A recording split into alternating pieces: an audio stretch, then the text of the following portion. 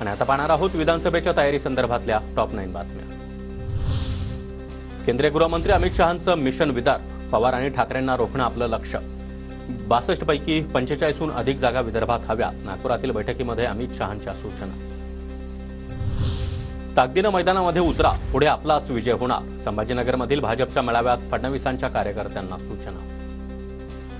तुमच्यासारखी मंडळी जर मैदानात उतरली साहेब, काही कोणी आपलं वाकडं करू शकत नाही।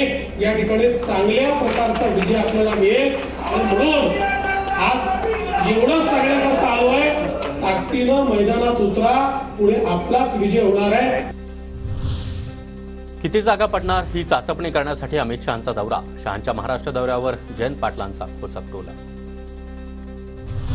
अमित शहांच्या नागपुरातील बैठकीला नितीन गडकरी अनुपस्थित, जम्मू काश्मीरच्या नियोजित दौऱ्यामुळे गडकरी बैठकीला गैरहजर असल्याची माहिती। शरद पवार आमचे दैवतच, इतके दिवस आमचं पवारांच्याच नेतृत्वामध्ये काम, आता आम्हाला देखील काम करू द्या, अजित पवार यांचं वक्तव्य। मी इतके दिवस पवार साहेबांच्याच नेतृत्वाखाली काम करत होतो, त्या आमचं दैवतच आहे, त्याबद्दल दुमत नाही, परंतु आता आम्ही करतोय, आम्हाला करू द्या ना।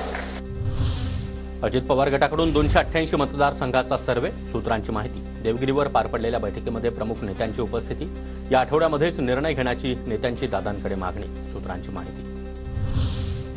महाविकास आघाडीचं 70% जागा वाटप पूर्ण झाल्याची माहिती। 31 सप्टेंबर आणि 1 ऑक्टोबर रोजी मुंबईतील बैठकीमध्ये अंतिम निर्णयाची शक्यता, तर ऑक्टोबरच्या पहिल्या आठवड्यापासून महाविकास आघाडीचे मेळावे होणार।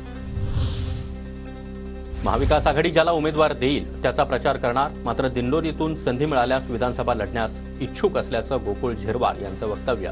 तर गोकुळ झिरवाळ निवडणूक लढणार नाहीत, पंचायत समिती जिल्हा परिषदेमधून गोकुळ झिरवाळ पुढे जाणार, नरहरी झिरवाळ यांचं वक्तव्य।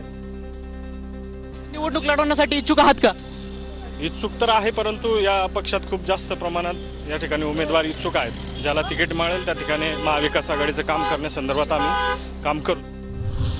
पुण्याच्या खेड आळंदी विधानसभा मतदारसंघावर ठाकरे गटाचा दावा, खेड तालुक्यातील पदाधिकारी आणि इच्छुक नेत्यांनी संजय राऊतांची भेट घेतली।